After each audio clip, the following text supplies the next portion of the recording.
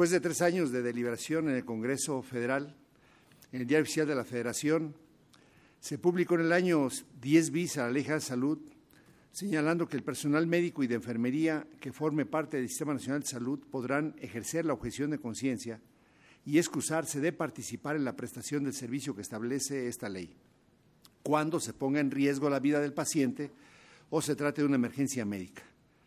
No podrá invocarse la objeción de conciencia. En caso contrario, se incurriría en una causal de responsabilidad profesional. En el ejercicio de la objeción de conciencia no derivará en ningún tipo de discriminación laboral.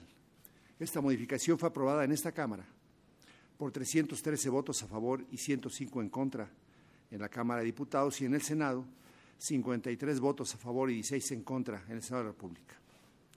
Las leyes tienen la función de regular la vida de personas con convicciones tan diversas como la de los propios legisladores, expuestas en más de 50 páginas en los diarios de los debates, cuando se trata de abordar conflictos éticos, recurriendo a normas que se circunscriban a generalidades de manera que exista un espacio de aplicaciones específicas que atiendan las peculiaridades de los casos concretos.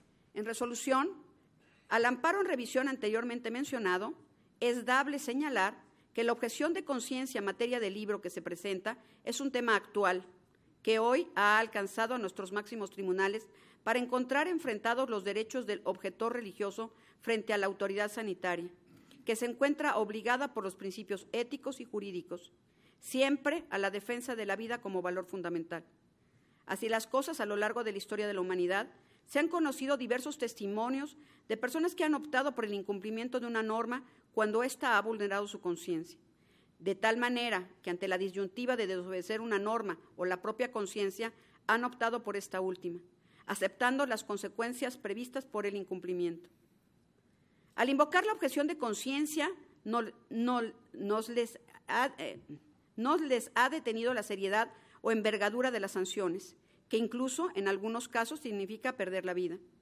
Pero dada la posibilidad de sanciones por el incumplimiento normativo, su invocación no puede ser obligatoria. Las creencias o convicciones responden a la pregunta sobre el origen y el sentido de la propia vida, así como el destino del hombre y del universo, el conjunto de valores o convicciones que rigen según la propia conciencia. Puede consistir en convicciones filosóficas o convicciones religiosas, que pueden fundar la objeción de conciencia al enfrentarse al conflicto que presenta el cumplimiento de una norma. Es necesario tener presente que la forma con el imperativo de buscar la verdad, sin que pueda utilizarse como pretexto para eludir el cumplimiento de una ley que solo se hace incómoda o algo gravosa. La objeción de conciencia, si bien es motivo de un análisis desde la legislación sanitaria, también es cierto que se ha presentado por motivos militares, fiscales o cívicos, siendo cada uno de ellos tan válido como cualquiera de los demás. Salud. En el capítulo 2 presenta el texto aprobado para luego abordar la definición conceptual de objeción de conciencia, algunos de sus antecedentes. Habla del acto médico, del derecho comparado, exponiendo un listado de países en los que está legislada la libertad de conciencia, y en el territorio nacional las entidades federativas con legislación secundaria en materia de objeción de conciencia. Y en ese sentido es importante saber exactamente, porque de cara al derecho comparado nos puede permitir ver exactamente en qué condición se encuentra la propuesta legislativa que está en la Ley de Salud. Después del sustento constitucional, derechos humanos, derecho a la salud y la de la dignidad de los profesionales de la salud, hacen una conclusión. Y es importante revisar, porque algo de lo que carece nuestra legislación nacional, es decir, en la Ley de Salud, es de una definición, y él hace un esfuerzo por presentar en este libro la definición de la objeción de conciencia, que la presenta como el juicio reflexivo de valores morales por medio del cual una persona distingue desde su intimidad, desde su interior, lo positivo y lo negativo, es decir, el bien, el mal, lo correcto y lo incorrecto, lo honesto o deshonesto, la conducta ética, moral y moral de la conducta sin ética e inmoral. Y también reconoce como objeción la negación de determinada persona de acatar una conducta ordenada por la ley, argumentando motivos de conciencia. Y en este sentido, como les digo, es muy importante encontrar en esta definición, pues que se trata de una definición total y absolutamente personal. o sea, de una decisión que uno puede tomar con respecto a lo que cada persona siente, porque incluso habla de sentir en su interior, de pensar, de creer, y que por lo tanto hay que tener muy claro el derecho de la persona y por otra parte las obligaciones del Estado, y más adelante voy a abundar en eso.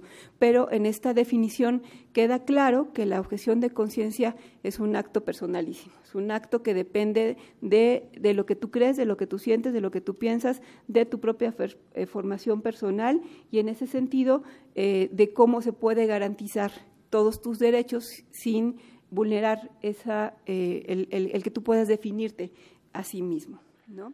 En efecto, ya se había dado aquí una definición muy interesante de conciencia, pero es un término multívoco.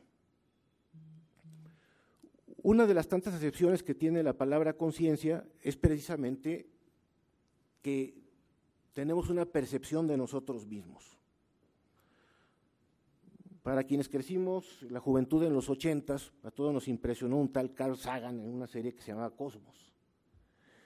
Y había una noción que manejaba por ahí Sagan, que era muy interesante: somos el cosmos consciente de sí mismo. Claro, él lo plantea desde una perspectiva de materia que ha llegado a desarrollar inteligencia, es un evolucionista. Incluso lo que impresionaba con los primeros efectos informáticos era como una bacteria al final se convertía en un bípedo, ¿no?, con música de Vangelis de fondo. Somos algo más, pero hay una realidad que está ahí. Somos conscientes de que somos conscientes. La conciencia es una percepción de la realidad. Ahora bien, nos han dado otra noción, la conciencia como un juicio de valor, donde precisamente estamos, valga la redundancia, enjuiciando nuestros actos en función de su bondad o bien de una maldad. En el siglo XXI, en este tiempo de la posmodernidad, es muy difícil que alguien crea que existe un bien objetivo o que exista un mal objetivo.